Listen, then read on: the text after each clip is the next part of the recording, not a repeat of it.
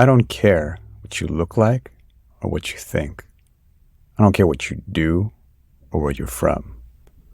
All I care about is that gift hidden inside you. And all I want to do is help it come alive. Because where we're going, we're going to need a lot of heroes.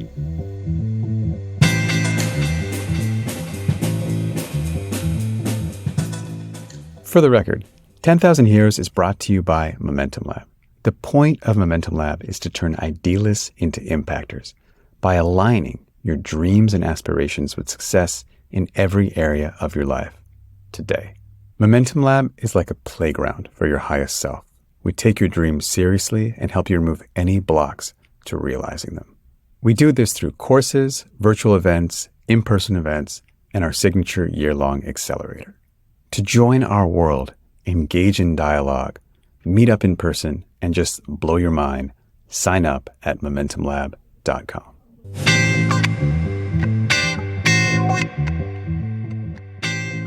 Hello, everybody, and welcome back to another episode of the 10,000 Heroes Show. I'm Ankush Delight.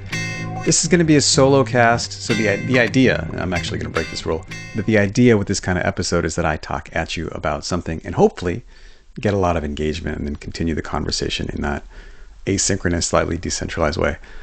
And what I want to talk about today is bread. And I make bread. It's a big part of my life, sourdough bread. But the point, I got to be like, all right, I got to stay on message here. So what does bread have to do with providing inspiration that helps people live a life of meaning and purpose? I don't know. But it's there. It's there. I mean, really, for me, the making bread and the relationship with my community satisfies so many of the areas of life that it's actually quite beautiful, and it was totally accidental in a sense. So I'll get into that whole story, but I want to start the bread thing with gratitude. And this is an idea I got from my friend Matt. It's called proactive gratitude. And so I'm going to give an example, my interpretation of what he means by proactive gratitude. And I'm going to start with the ingredients in the bread. And the sourdough bread, it just has 4 ingredients: water, flour, sourdough starter, and salt. And the sourdough starter is itself just 3 ingredients of water, flour, and then this amazingly complex mixture of microorganisms that's like totally beyond my capacity to understand. So that's what I want to do. But today, because it's going to take me a while to get there, today I'm just going to insert part of a conversation Matt and I had about proactive gratitude. So you'll hear the kind of his definition of the term from the horse's mouth. And then next week we'll do my attempt at proactive gratitude as part of the sourdough bread making process. So I'm going to play for you an excerpt. I think it's like 8 minutes of a conversation we had a couple months ago. It's related to that 1,000-day guitar challenge. So I think we had this conversation on the day after he finished it. So there'll be a little bit about the guitar part in the beginning, which you probably heard if you heard his episode on Purpose that was released at the end of last year. But then it really quickly shifts into the proactive gratitude bit. So check this out and just know that this is ultimately, like most good things, going to come down to really good food. So Monday was my day 1,000. I had a recent 1,000-day challenge that was harder than previous ones, which was that I wanted to give 1 hour of every single day for 1,000 days to the guitar to practice. And despite sickness and travel and family and business and everything, I did it. And so Monday was my day 1,000. Yeah, awesome. And how does it feel to be the guy who did that? Feels awesome. It feels, we talk about uncommon consistency, but I mean, that's pretty strong to do something for an hour every single day for 1,000 days with a thread that connects the whole thing. And I know because I was paying attention. And it's also, I think something that I really feel is just gratitude for having a life that for 1,000 days, nothing went wildly off course. That's the hidden thing that's just staring at me. That's the hidden elephant just staring in the room. It's like, wow, I'm very, very fortunate to have been able to have a 1,000-day period where there wasn't even one day where everything went completely off the rails. Yeah. And you didn't have to do an emergency 12-hour drive to a hospital where you had to do something, or you didn't end up in a A bomb coma. didn't hit my house, a flood didn't take out all my guitars and destroy everything, and whatever. Like, yeah, there's so many things could have happened. I didn't suffer medical emergency. I didn't. My hands functioned the entire time. My eyes, my ears, my body. The whole thing.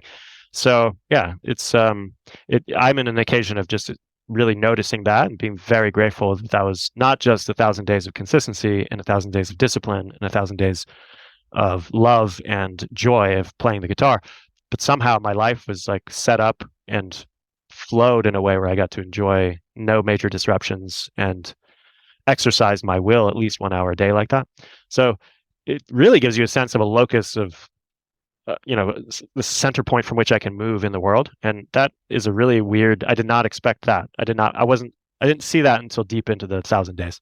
Yeah. Well, congratulations. And thank you for sharing. Even just the way I learned so much, even in the way that you acknowledge that, where the humility is just central to your understanding of what happened.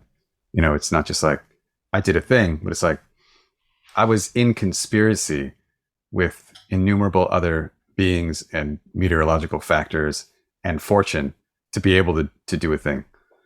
And there's this connection there that is dawning on me between the power and the humility.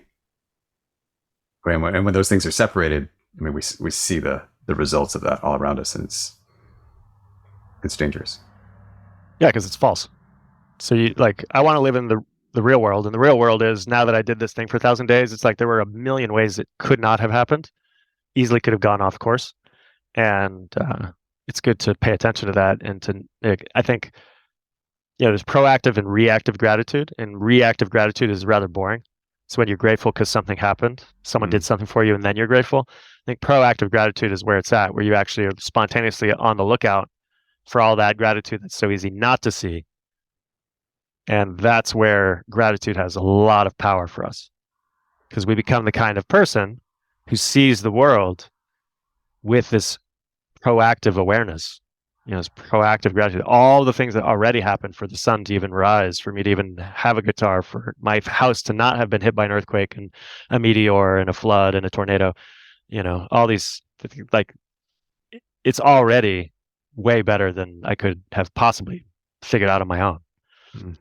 And 1,000-day challenge with an hour a day of trying to control that, like, really showed me that, and it's very non-theoretical in a way that I didn't know if I could do. It's not that I didn't know, I didn't doubt my own discipline. I doubted whether my life would even cooperate for that long, so that was the bigger question mark for me, because I understand how to practice pretty regularly. Awesome. That distinction between proactive and reactive gratitude, I mean, I'm aware of that, but I hadn't heard it expressed so concisely before. Let's just go into it a little bit more. Like, what happens? What is the proactive gratitude unlock that wouldn't be possible otherwise? Well, first off, I think there's levels of awareness that if you aren't proactively grateful, if you aren't in communion with that proactive gratitude, the levels of awareness aren't there then.